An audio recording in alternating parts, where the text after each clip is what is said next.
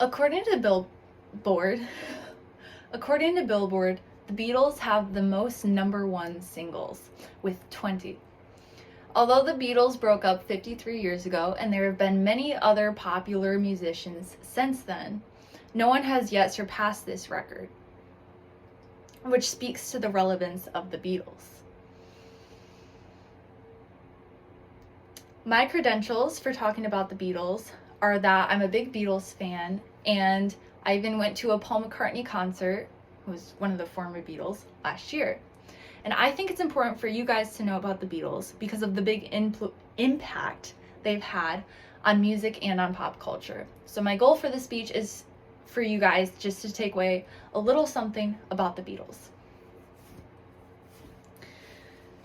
So in this speech, we're going to be talking about the Beatles as individuals, and then we'll move on to their music and then the influence of that music. All right, so we're going to be talking about the individual members and their contributions to the band. The first one is John Lennon. So John played the rhythm guitar, and he was part of the main songwriting partnership along with Paul McCartney. He had kind of a troubled childhood, and a lot of his songs draw from his more personal experiences. And after the Beatles broke up in the early 70s, he joined the protest movement against the Vietnam War, and he wrote the song Imagine, which some of you guys may know. Unfortunately, he was assassinated in 1980 due to an assassinator, and he was only 40 years old. Next is Paul McCartney. He plays the bass guitar, and he was the co-writer of songs along with John.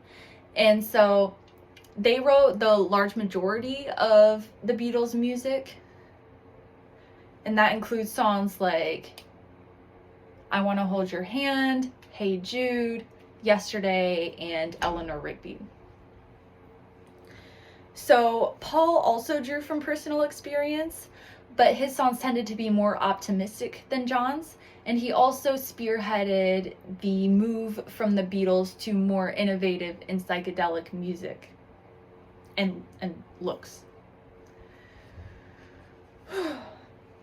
Paul had a very successful solo career, and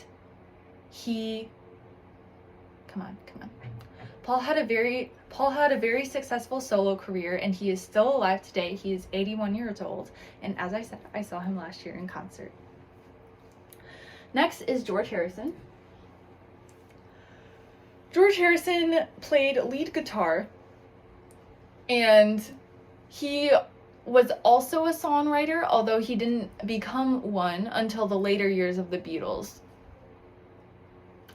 And although he never wrote as many songs as John and Paul, he wrote some of the band's most popular hits, such as Here Comes the Sun and Something. He was the more spiritual Beatle, and He was the more spiritual Beatle, and in the late 60s and 70s, he got more into Hinduism. Unfortunately, he died in 2001 of lung cancer. Last but not least is Ringo Starr. Ringo was the drummer for the Beatles, and he joined last in 1962, but it was a very valuable addition because he was considered the best drummer in Liverpool, which was the city that all four Beatles came from. And his catchphrase is peace and love, which he uses in almost every one of his Instagram captions. Ringo is now 83 years old. Now that we've talked about the Beatles as individuals, we're going to dive into their discography, or their body of music. According to Rolling Stone, the Beatles' first single, Love Me Do, was released in October 1962, and their first album, Please Please Me, was released the following year. So the Beatles' first 5 albums were kind of similar. they were good, but they fit the mold of what was expected of them in that day. Their sixth and seventh albums, Rubber Soul and Revolver, kind of branched out a little more and played with instruments and studio procedures and music and all this stuff. And then it wasn't until Sgt. Pepper's Lonely Hearts Club Band in 1967 when the Beatles really started pushing the boundaries of music and what could be done with it, especially pop music. So with the release of Sgt. Pepper's came also the change of the Beatles' image. Instead of the 4 mop tops you see here, they started growing out their hair and growing facial hair as well, which influenced many other men to do the same.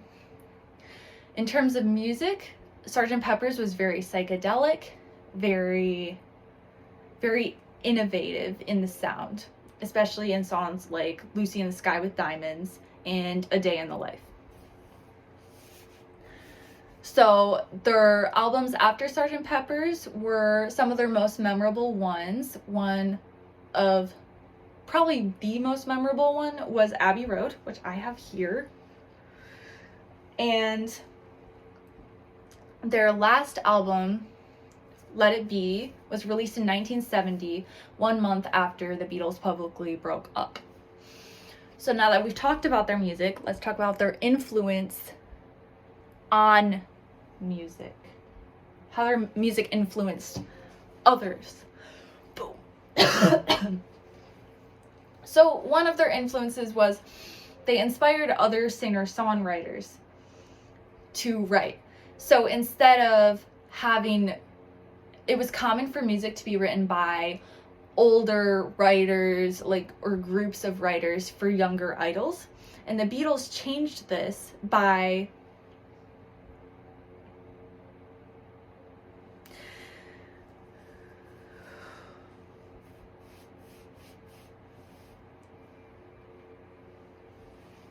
having the writers write the songs that they were singing.